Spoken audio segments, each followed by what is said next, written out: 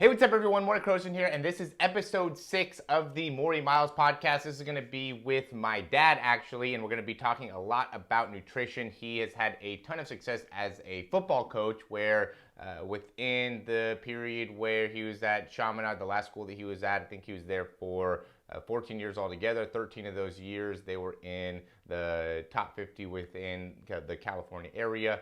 Many teams that ended up being in the top 300 in the nation, and won city titles when I was playing with them at Birmingham High School. We won 3 in 4 years.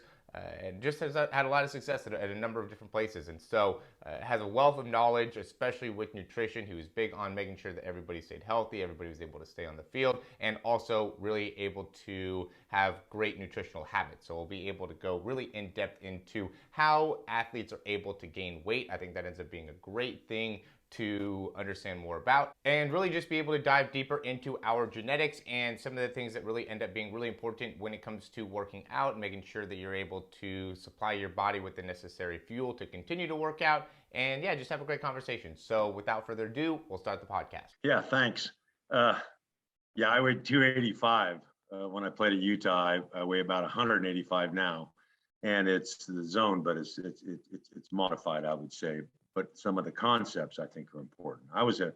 When I was a kid growing up in the 60s and the 70s, we were guinea pigs. I mean, we tried everything: desiccated liver, pre-digested protein. Pre-digested protein was a little bottle for $16. It was supposed to be the best thing. It tasted like pre-digested protein.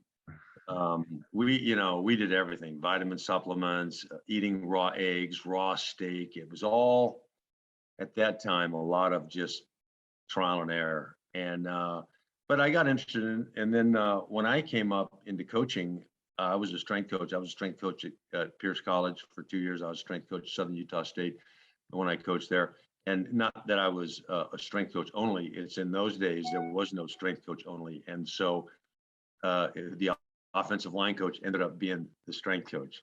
So once we got, I was a head coach. It was a bigger push to try to find a way to keep guys on the field, keep guys developing, and of course in football everybody wants to gain weight, but all weight is not equal. So I've done a lot of research. I did my degrees is in exercise science, and my post-baccalaureate work in nutrition. I did a lot of that at UCLA.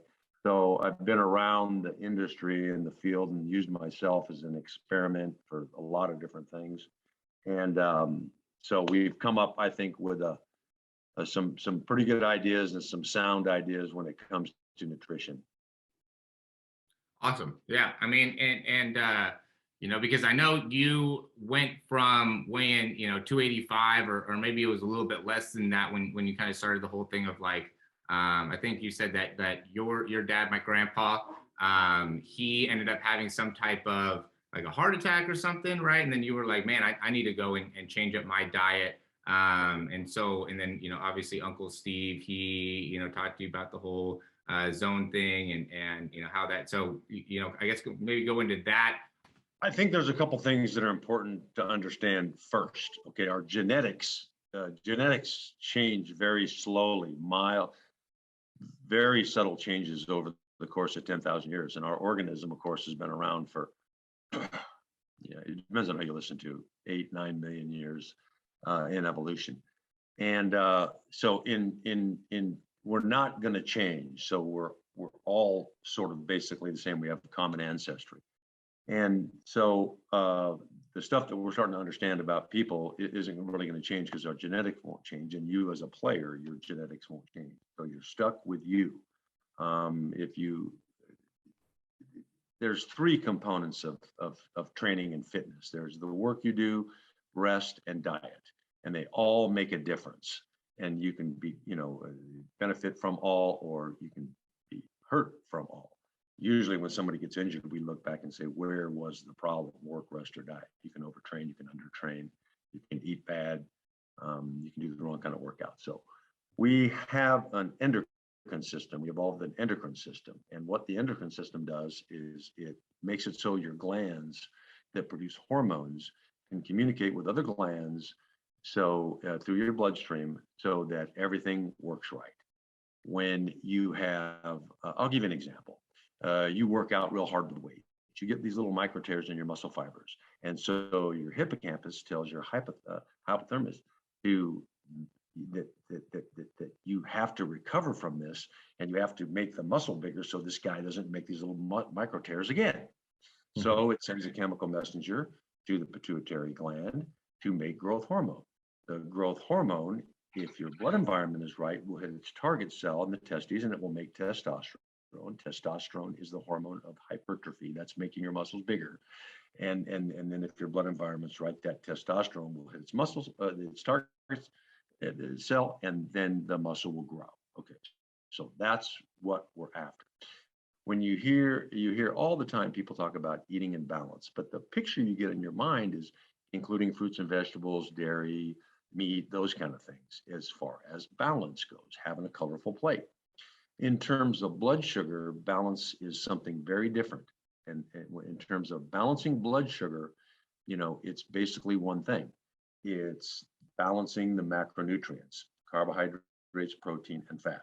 And really, when it comes to blood environment, balanced blood sugar comes from a proper ratio between carbohydrates and protein.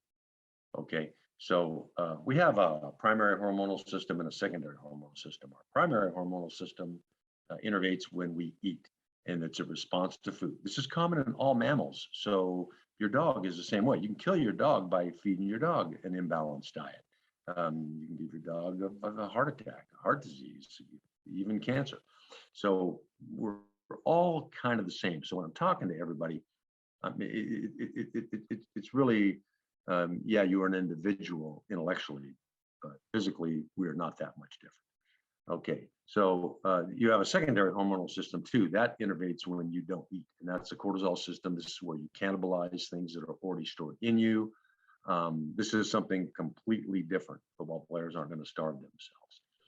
So let's talk about how that balance happens. Okay, so imagine it as a scale. Okay, and on one side you have protein, and on one side you have carbohydrates. If you have too many carbohydrates for the amount of protein, then that scale tips to too much insulin, what they call hyperinsulinemia. If you have not enough carbohydrates for the amount of protein, it tips the other way into ketosis. What ketosis is cortisol chemically breaks down fat and turns it into ketones, and then you use those ketones as sugar. Okay, there's a little bit of science here. Don't worry about the science. Don't worry about the big words. Try to understand what the concept is. So what we're looking for is balance in macronutrients. Fat has a function too, but doesn't affect your primary hormonal system, what they call the glucagon-insulin axis. That's what this is. But it moderates the entry rate. Okay, so two things make you make too much insulin, and that is improper balance, normally protein inadequate, but improper balance between carbohydrate and protein, or entry rate. For example, you eat an orange, and the pulp in the orange makes it so all the sugar is sort of slow release, like time release. You drink a glass of orange juice where the pulp has been taken out, it gets into your bloodstream very fast. Okay, so you can have an insulin response to that. So there's a difference in those things. So as we talk about weight gain and those sort of things, it's important to understand that we want to maintain balanced blood sugar so that the hormones that are secreted from our glands hit their target cell. You do the same thing with the weights. You make these little micro tears and your body has to produce growth hormone. But let's say at the end of your workout, you ate a very small snack that was 7 grams of carbohydrates, or 7 grams of protein, 9 grams of carbohydrates, and a gram and a half of fat. You're going to have a perfectly balanced bloodstream. All of the hormones will have the ability to hit their target cell. If you have a sugar drink, and there's a million sports drink, probably the most popular one is Gatorade, and the straight Gatorade product is 80 grams of carbohydrates and 0 grams of protein. That's not very balanced. So what happens is there's an insulin flow to take care all the excess sugar. That's what insulin does. It's a transporter, but it's an indiscriminate transporter hormone. So if there's so much sugar in your bloodstream and the insulin is working on storing body fat, some of that growth hormone that you just created is into that transportation and ends up in body fat where it dies. Growth hormone has a 4 to 6 minute life in your bloodstream. It doesn't hit its target cell and it is stored in body fat. You lose it, which means you can essentially ruin your workout just by putting the wrong thing in you after you eat. So it's important to understand that when we talk about weight gain. Yeah. So the main thing that comes to mind there is, what should we do then right after a workout, for one, and then, for two, maybe some clarity on, what's the difference? Because, I mean, I was in this position as well, where, I remember Tayshaun White, he was a sophomore. I was going into my senior year. I think he was going to his sophomore year. And I was always good at pull-ups. And at the time, no one was even really close to me in terms of pull-ups basically the whole time I was there. And then all of a sudden we get this freshman come in and, he's doing, he's competing with me with the pull-ups, and I'm like, what do you do? Like, do you do pull-ups at home? Like, how are you so good at pull-ups? I've been working so hard to be able to get, I think I was like 27, 28, whatever. I was getting close to 30 and he just walks in, he's already, in those same numbers, I want to say, I don't remember exactly.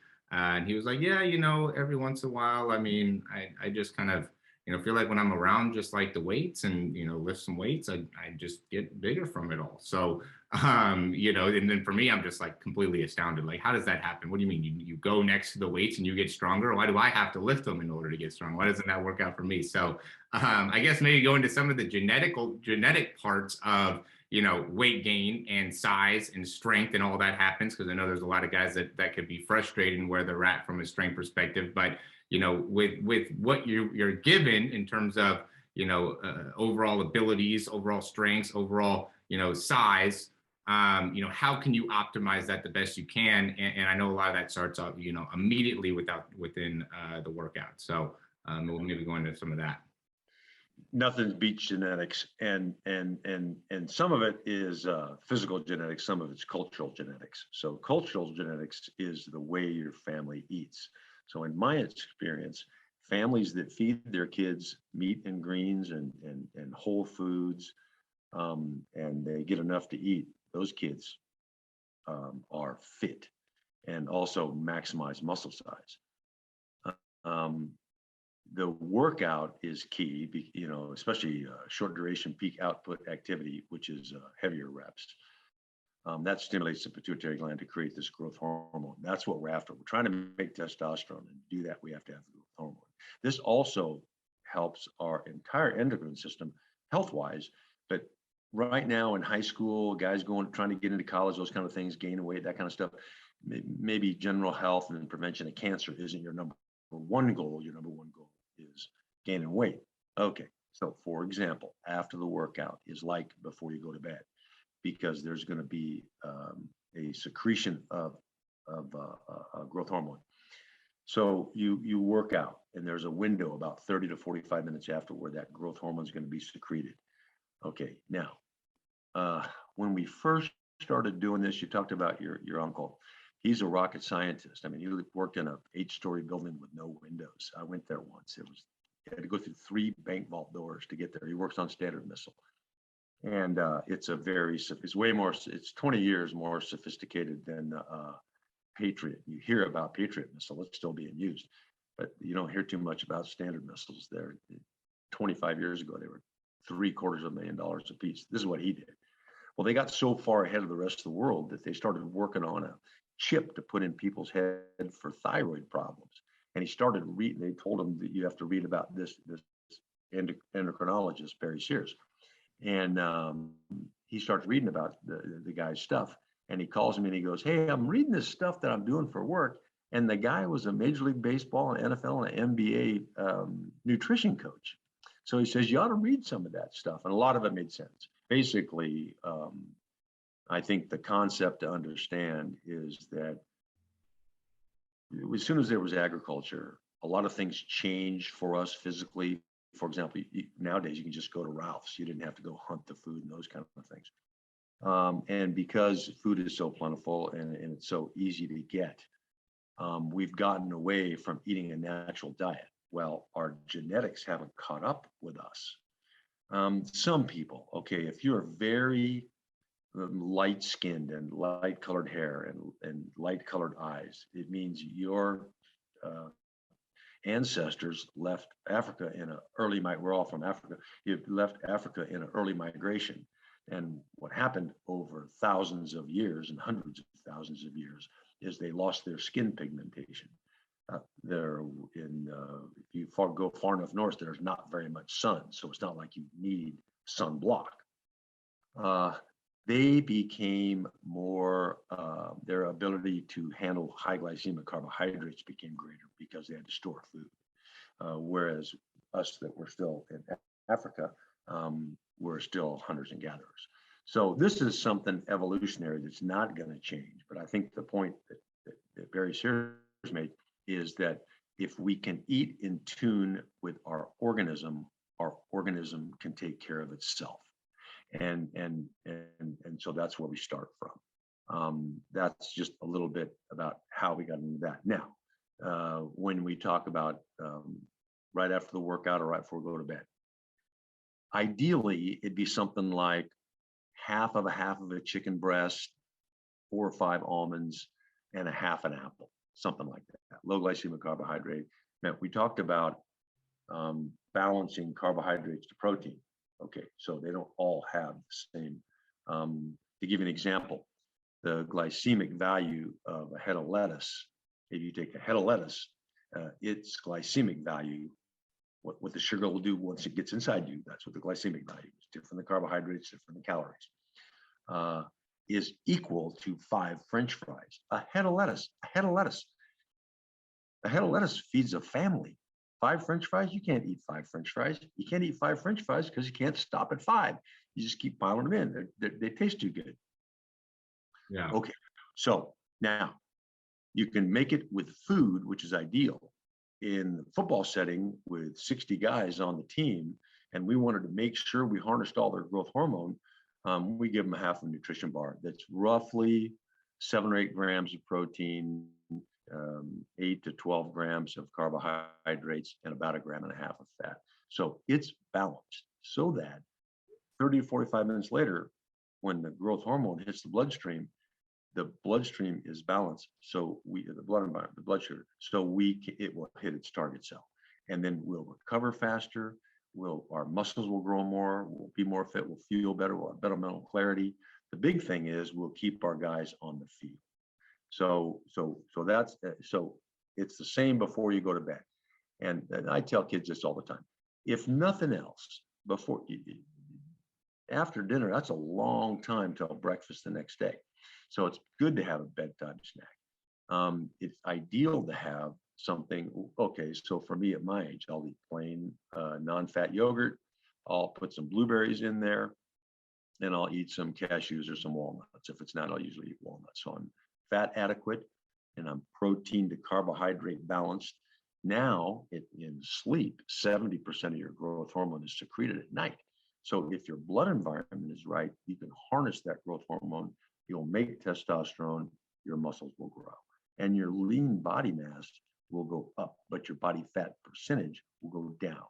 And that's really, sort of what you're after for everybody but the offensive line. We tell our offensive linemen, eat whatever you want. You need to be glued to the ground. When you're done playing, we'll help you with your diet so you won't have a heart attack when you turn 40. In the meantime, my buddy Dave Katzenmeyer was on that World's Strongest Man, and he played at Arizona State. He played maybe at about 270, 275, just about like me. But for the World's Strongest Man, you have to weigh 400 pounds. If you don't weigh 400 pounds, you can't pick that 360-pound ball up and walk around with it. Okay, so he had to force feed himself. When he quit, he saved $1,000 a month on food bill. We'll get into weight gain in a minute, but that just gives you sort of an example. Yeah. I mean, and that's, I mean, I know most of the people that are listening are wanting to know, like, okay, so what do they do? How do they gain weight? You know, what's going to be the main thing? Because I know, you know, at the end of the day, to me, it's a numbers game, right? That's why I kind of like the nutrition side, you know, because it makes a lot of sense in terms of, you know, you got to, if you want to gain weight, you know, you have to be able to, you know, hit certain, for me, it's caloric, you know, number. I know you're not a big, you know, fan of the whole you know, counting too many calories. But at the same time, you know, that does make a big difference, especially if you could do it to the points of, like you were alluding to, is eating in balance, right? So if you have the right amount of protein, the right amount of fat, and the right amount of carbohydrates, because I know there's a lot of guys that, you know, they think that they are, you know, eating all that they need to be able to put on weight because they, you know, just eat pasta or, you know, rice or whatever, you know, bread and you know, then are wondering why they're not putting on as much weight as, you know, some of the other guys are just not very much weight in general. And I know, you know, I mean, I always tell them that you're just not eating enough protein. You know, I tell everybody, eat more protein. Like you don't worry about the pasta. You probably are eating plenty of pasta. You're probably eating plenty of carbohydrates. I guess maybe talk about the likelihood of people being protein inadequate. I think you had some stats at least before. I don't know if you have of those, Yeah. any of those on you, but that and then yeah, why that ends up making a big difference in terms of weight gain.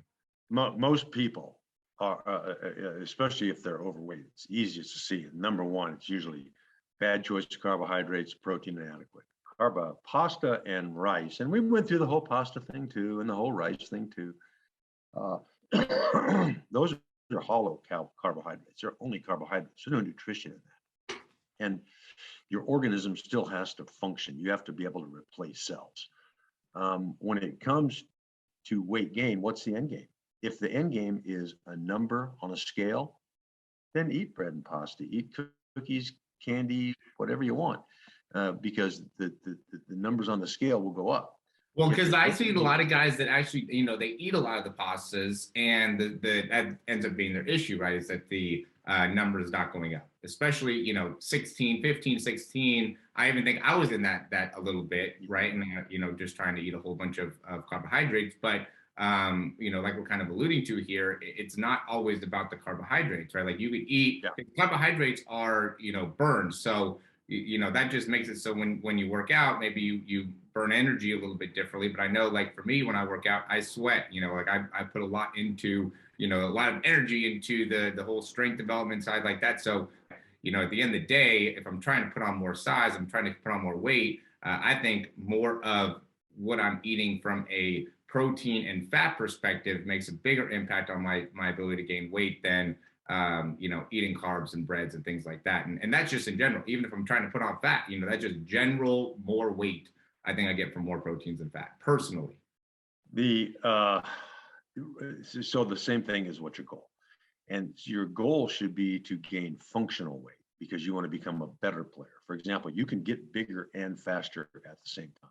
So that's really the goal. And if you're mindful of staying in balance, then, and I'm not talking about if you're out of balance, because out of balance, you have either an insulin problem or you have a cortisol problem, or you have another thing that's getting in your way. So we're going to go from the premise of eating in balance, which is for mammals, it's roughly 3 parts protein to 4 parts carbohydrates to 1.5 parts fat. So think about it as grams. 3 grams of carb for every 3 grams of protein, there needs to be 4 grams of carbohydrates and 1.5 grams of fat.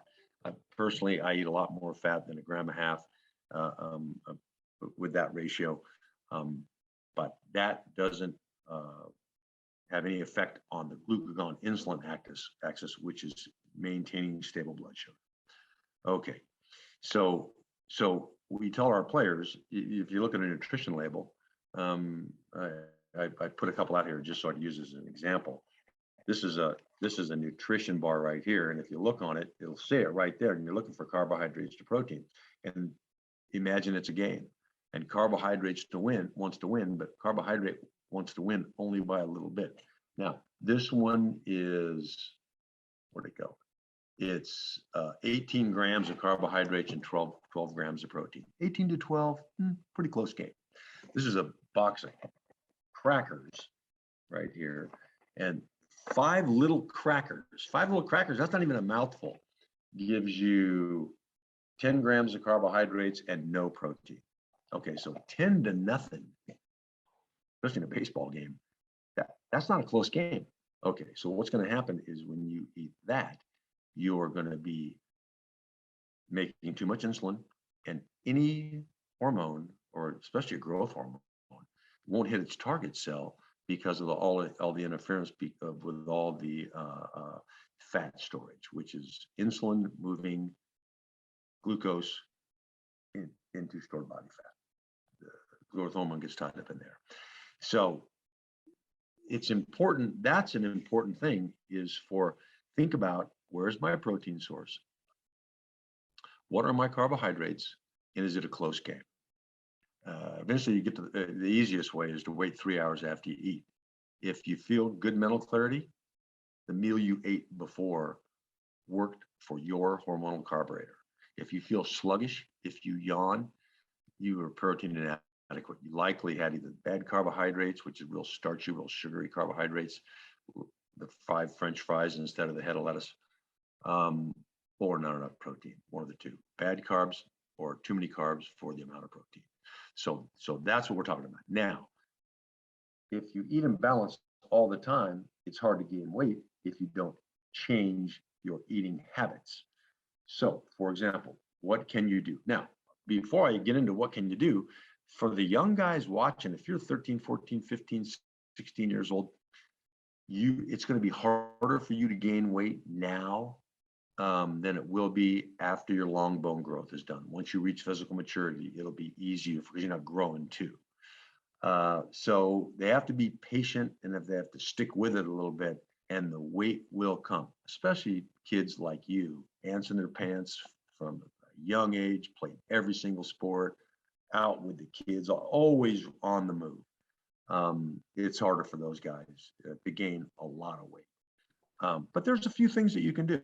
So, 1, eat more and eat more frequently.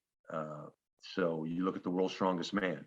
Those guys are eating 6 to 8 meals a day. They're waking up in the morning, they're having something. Then they're ideally you hydrate and then have a small snack. All right, then there's breakfast, then there's morning snack, then there's lunch, then there's afternoon snack, then there's dinner, then there's bedtime snack. That's the way to gain functional weight. Weight that's going to help you move better and perform better, is to eat more and eat more frequently. Sometimes you got to force yourself to do that. The next thing would be to be protein adequate. In other words, that's where we fall apart. They didn't have, when I was a kid, the cartoons were Saturday morning only. And then your parents threw you out of the house because they didn't want you inside. You came back when the street lights came on. So we were a lot more active, but there was nothing on television. By the time you were a kid, it was Cartoon Channel. Well, Cartoon Channel is really to sell cereal, toys and cereal. That's what Cartoon Channel is for. It's a marketing venue for toys and bad food. So the kid comes in, I want Cheerios. And mom says, I'm getting this kid off my back. I'm getting them Cheerios. Those are horrible. Okay, they're horrible. Don't eat those. If you're starving in the woods, eat them. Otherwise, don't eat those. Okay. So to be protein adequate is a tough thing. You should eat your protein first. The 2 things made by your pancreas, insulin and glucagon, one is a response to protein, one is a response to carbohydrate. This has to do with the glucagon-insulin axis.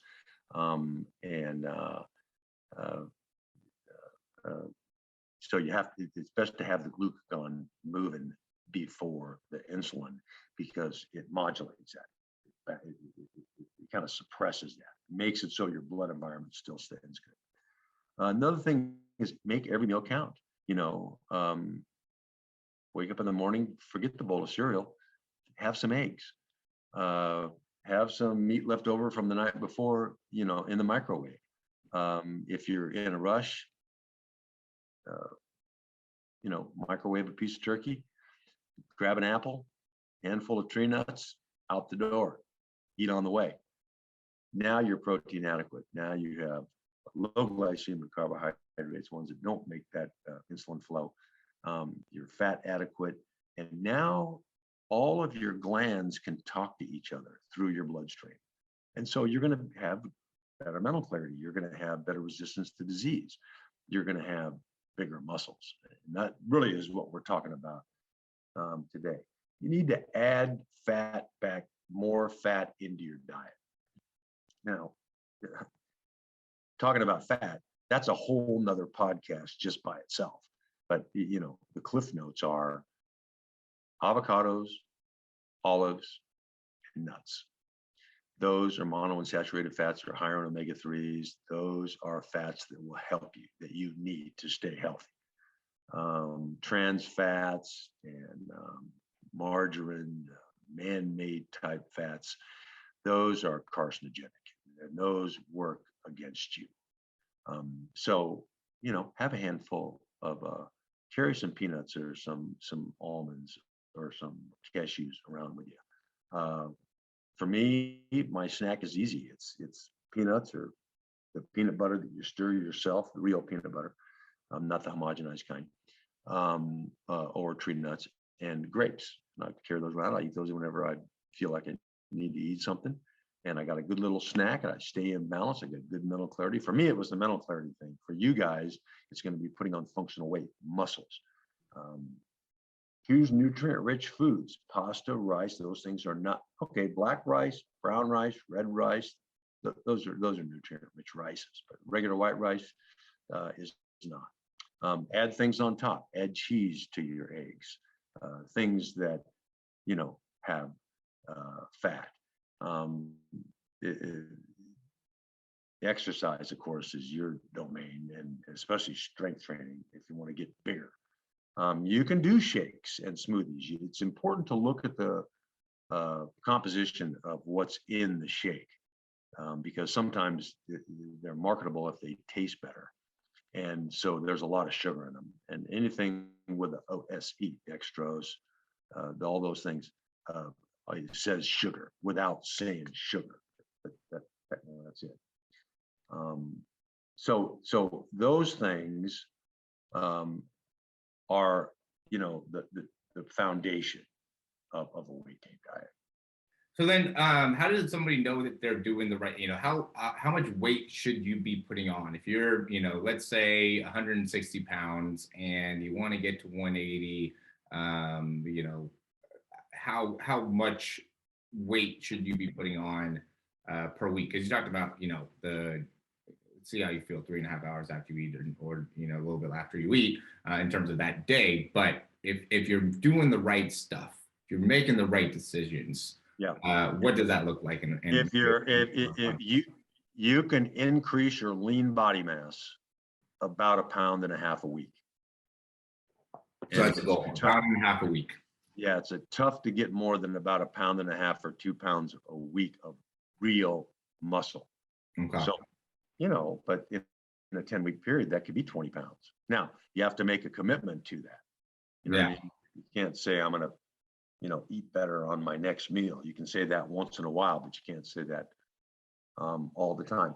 There's other things, we talked about work, diet, and rest. So at some point we'll talk about, if you want to talk about rest, we can talk. Yeah, I know we need to talk about that. But so there's also a thing where, I feel like I kind of had this issue a little bit, I guess not really an issue, but put on, 15, 20 pounds from, whenever November, end of November, beginning of December, until, January or the start of the new year. And then just get almost like this false sense of, this is going to just continue to happen, where, at least in my experience, it seems like they're just putting the weight on that they lost while they were, going through the season and, on their feet practicing and doing all that type of stuff. So, what do you recommend to be able to make it so guys can maintain their weight during the season and then, transition into, that kind of importance of being able to, integrate a rest period afterwards? They got to keep eating, and that you can eat more carbohydrates for the amount of protein when you're practicing every day. The demand is higher. You just have to make sure those are low glycemic fruits, vegetables, those kind of things, rather than sugar food like pasta, rice, any kind of bread, pastries, those kind of things. And those are hollow, and those won't help you gain weight. They'll help you gain the wrong kind of weight, but they'll interfere with your endocrine system's ability to communicate, which means, so ideally, our bodies are fit. If you go far enough back in evolution, everybody's body looked like yours because they were always on the move. Boy, it's sure changed. You take a look at Peruvian study. They've studied all different Navajo Indians, Peruvians, all kind of studies, and people eat their normal cultural diet. So in Peru, they moved to the United States. Of course, there's more money here. Food is plentiful. You can buy rice for nothing. So they eat the same foods, but they eat them in huger portions because it's so accessible. And what happens to them is they lose lean body mass, they get fat, and they're sluggish, and they end up with heart disease and everything else. So we learned some things from him. For example, gymnasts. What they learned was when gymnasts rested, they grew. And in gymnastics, when you grow, it changes your body center, which means changes your ability to be great at gymnastics. In the Olympics, there's a 16-year-old age limit because under 16, they haven't reached puberty yet. Yeah, they can spin and do all kind of stuff because their body center isn't changing. Okay, so they learned that when you rest, you grow. Okay, so some things came out of that, especially for the javelin throwers and their shot putters and the guys that need to be bigger. And so there's a few rules we go by when it comes to that. One is 4-week uninterrupted rest per 12-month cycle. This is where a lot of growth will occur. This is best if it's right after the season. If it's a two-sport athlete, he does it after his 2 seasons. When you were playing, our running back, Milton Knox, tried to play 4 sports and never had a rest.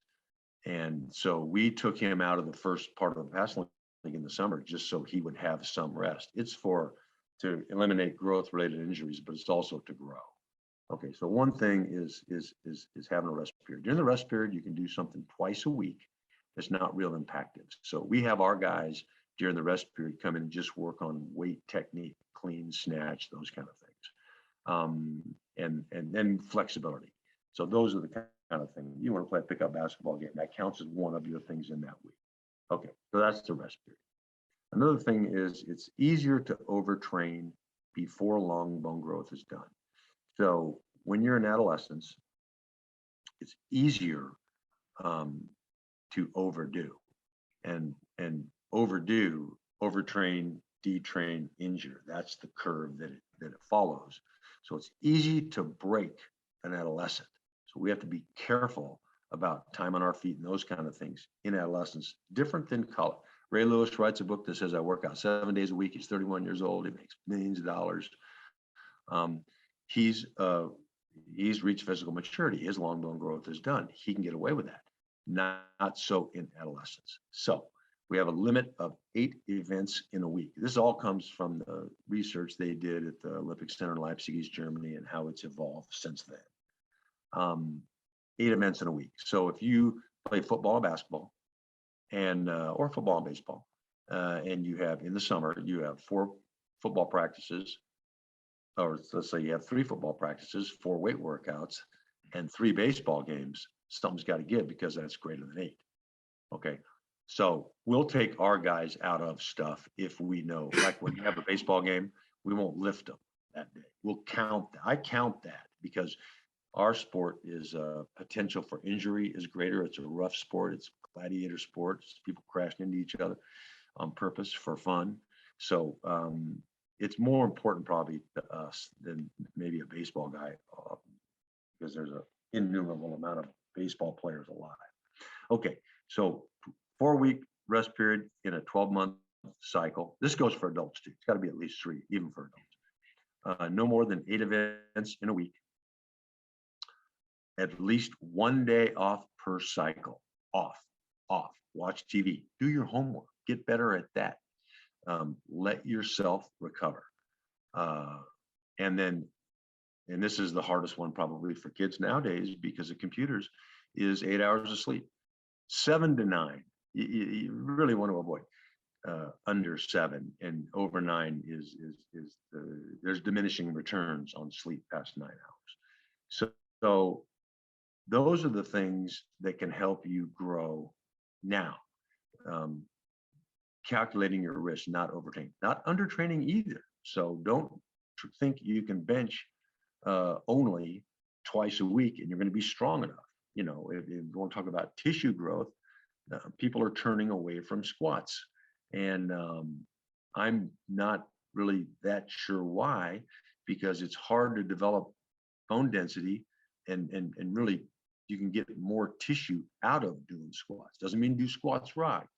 Doesn't mean allow valgus. Doesn't mean let your knee go past the point of your toe. Doesn't mean rock off the bottom. Those things are going to create damage to knee joints and anterior cruciate ligaments, especially, separate from what we're talking about. That's why I say there's, some of these things are hours of discussion on topics. So those are the main things. Get enough sleep, take at least a day off, 8 events. So if you're doing your 4 days of weights, 3 days of football, and you're seeing a speed coach or a quarterback coach on the weekends, that's 8. Now you can't do 8 definitely, but 6 to 8, especially 6 is good. And that is one per day. So, and then the 4-week uninterrupted rest per 12-month cycle. That covers rest. That will help maximize growth too. You look at some of these guys that have a hard time putting it on, and it's because they have a hard time sitting still. So at some point, you have to calm yourself down and be able to do that. So I say do your homework. Yeah. One of the things that I all the time gets brought up to me is that, the kid is in the age where they don't listen to dad, right? And I know, that I was definitely like that at a period of time. So how did you deal with that? And what, advice do you give to parents that are, in that situation? That will happen. That's how you got a car your senior year, is it just got to the point where driving back and forth to school every day, we were going to pull over and it was going to be a fist fight. So that's right. People want their independence. Kids want to prove to their parents that they're worthy and get it and can be successful on their own. That's a natural thing. That's a good thing. The way the parenting goes is until they go to school, you're a caregiver, which means you're changing diapers, spoon feeding. Then between 4 or 5 years old and the end of middle school, you're a cop. Once they get into high school, there's a lot more freedom. So you become a life coach. Now, if you're on them all the time and always still being the cop, especially if it's something they don't feel like they need, it's going to be hard for them to sit still for that. So they're going to look in other directions. I would say to parents, don't get frustrated when your kid's trying to prove it to you, but still try to give advice. You just got to get out of that cop mode so much. To some extent, people have to learn things on their own, and one of the ways they do that is by making mistakes and be there to support them when you can. Parents for the kids have control over what they eat because they're the ones that go to the market. So I would say, some of this stuff that we talk about, training, diet for athletes, is better spent time with the parents, and that can help the kid too. Yeah. Some of them are hard heads. If they're a football player, they're a risk-taking male. I got news for you. You found a way to raise a hard head.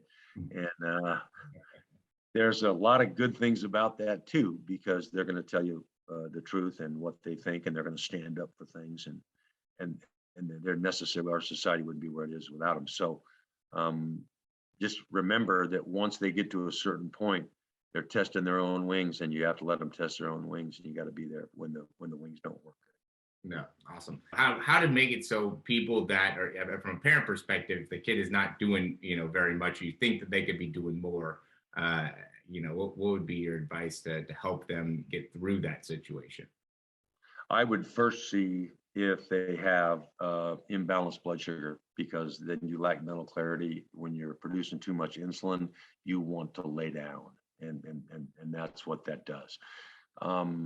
If you're not hydrated, you lack mental clarity and you're just not as motivated. So there's some dietary things that make a difference in that.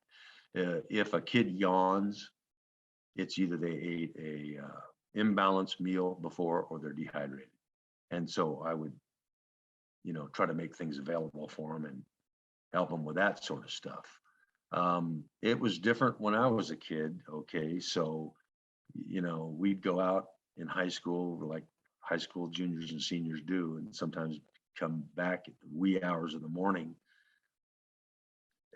In my house, you couldn't sleep past 8 o'clock in the morning, or you had this grumpy old guy over you. One time he came in there, I'd probably had 2 hours of sleep. Nobody sleeps past 8. So I went back to sleep. He comes in a little while later, he pours a pitcher of water on my head, soaks my pillow and the whole thing. What did I do? I just scooted down. About the third time he came in and poured water on me, there was water all the way down the bed. I got up. So, you can do that too. Yeah. But they got to I find think it's good. something that pulls them too. You know what I mean? And so there's got to be something there that pulls them. I'd encourage them. Yeah. What shouldn't kids be eating? What shouldn't parents be giving kids? And we could even go, I know we talked a little bit about wanting to go into the types of meat and we can do that at some point. And we can talk about meat real quick. I would say avoid processed foods. The more that man has touched it, the worse it ends up being for you. Okay, so if you just take a look at meat real quick, nothing beats cold water fish. Nothing beats free swimming fish like tuna, salmon, those kind of things. Shellfish, as long as it's wild caught. Nothing beats wild game. So take a difference between commercial beef, 18% body fat, whatever antibiotics or steroids or pesticides that were in the grain or whatever they ate is in that fat, 18% body fat. Elk is 2% body fat, very high in protein. Okay, so there is a little bit of difference even when it comes to meat. Once you get in, then you get into open range, things like grass-fed beef, lamb, buffalo. You can't shoot wild buffalo in the United States anymore, but they have them on ranches, and they're still free range chickens. Okay, then you get down into the commercial beef. So when it comes to really anything, there's great, there's good, there's okay, and there's bad. So what I would say is avoid processed meats. Here's an example: the meat slices that you buy in the deli. You're better off because when they package it, they have to make it so it lasts. So they add nitrates. Those are harmful for you. You're better off going to the butcher in the same market, having them slice you some nice boar's head roast beef or something like that, wrap it up and taking that. Doesn't have the nitrates. So there's little things that you can do, little hacks is what your generation would say that will fix it. But anything ground, so hamburger is a processed meat. Obviously sausage, those kind of things, bacon is processed. Spam is processed. Bologna is probably the worst. It's mostly hot dogs. There's nothing worse than a hot dog. A hot dog only has to be 10% beef to be an all beef hot dog. It's almost all fat. It's whatever they've found. Rat snouts in hot dogs. I mean, I don't want to go too far into the hot dog thing, but that is horrible for you. Okay. So try to eat things that haven't been processed by man. So barbecue, instead of putting it in the microwave. Yeah. I'm going to quickly go back to what we were talking about, the whole motivation, just because as you started talking, I started realizing, even thinking back to, my childhood, which, I don't think I did near as much of the hard labor, I guess, that you had wanted me to. But I almost feel like that ends up being a part of it as well, because I know for you, you had to do a good amount of hard labor around the house and doing all the farm stuff and everything. And just a little bit that you guys made me do in terms of, breaking up leaves and digging holes and, mowing the lawn. I, from an early age was not a big fan and knew that was not going to be what I wanted to do into my life. And so, I was thinking like that is probably one of the best ways to be able to motivate somebody is have them do some of the hard work. And I remember in high school when guys wouldn't know how to line up or do buy boots, that was like your big thing. Because you're going to end up doing more physical labor. And so that really made an impact on me. I'm still like that to this day. I know you always make fun of me where you're like, this is my fault that you just don't know how to do anything that it requires physical labor. But, I would rather be doing stuff on the computer and trying to figure out how to make it, a better program, how to be able to better connect with somebody, doing this podcast, making the YouTube channel, this is more of my passion. And so I try to put as much time and energy and focus into it as I can. And the reason that I try so hard is because I got my dad trying to make me do physical labor all the time. And I want to make it so I can do that as much as possible. There you go. And this is more valuable. Things with the computer that you can do, I can't do. I'm completely a mess when it comes to that stuff. But, it's interesting.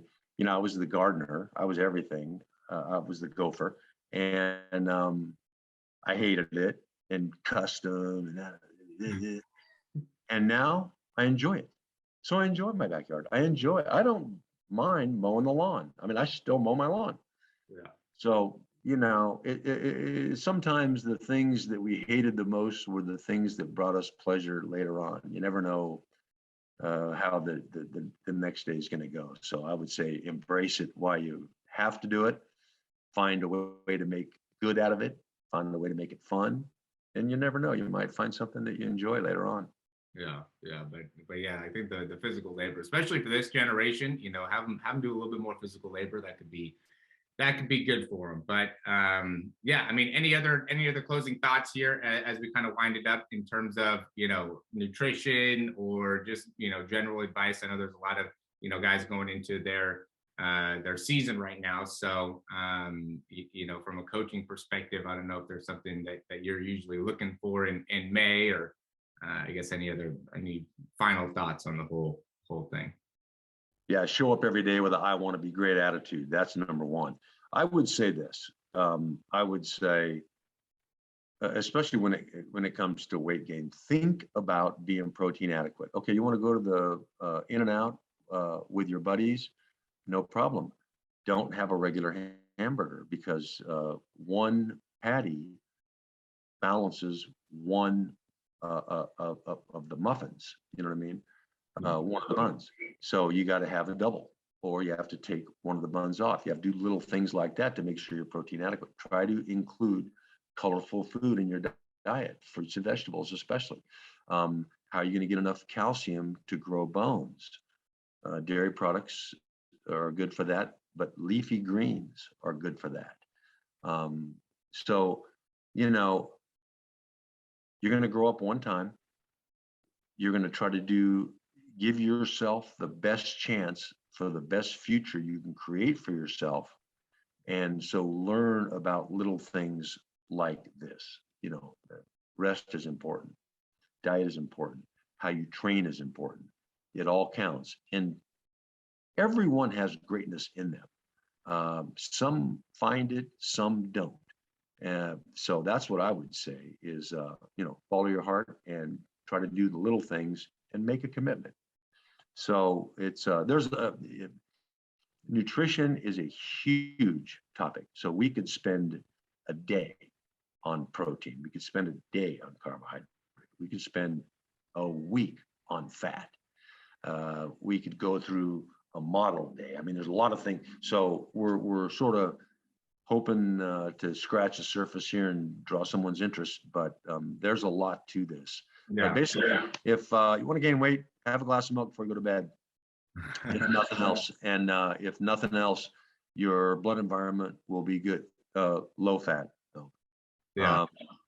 Then obviously better with a little piece of chicken, half apple, and some almonds. But if you're not taking the time for that, at least a glass of milk before you go to bed, and then at least your blood environment will be good enough to capture the growth hormone that's secreted at night. All right. So yeah, we'll sign off there. I think that was great. We'll probably end up having you on again just because there's a lot of information that we can continue to pull from here. And there's people that always talk about how there's probably more stuff that you've forgotten than some of us might know about some of these topics in regards to football and nutrition and things like that. I know you do a lot of research with all of it. So there's a wealth of knowledge here, and I'm sure that we'll be able to find other ways to be able to add value. And if there's anybody that after watching this thinks of some things that could end up being of value to them, or what parts you guys thought were the best, because as he said, he could expand on a lot of these things: the protein side, the fat side, some of the advices that he has for parents. I know you have like a parent meeting every season that goes into how the kids can end up what to expect, I guess, as a parent. And so we only went over 10 or 15 minutes of those types of things, and so I know you could have a whole nother podcast itself about that. So yeah, if there's anything specific you want to talk about, then we're happy to go over that. But yeah, thanks for coming on. Thanks for taking the time. I know you got to get to fishing now, right? Yeah, there's a lot of big topics there. So anytime, if there's something else that, let's say you get some questions out of this and people want to know more about a certain topic, it's easy to do. All right. Awesome. Thanks again.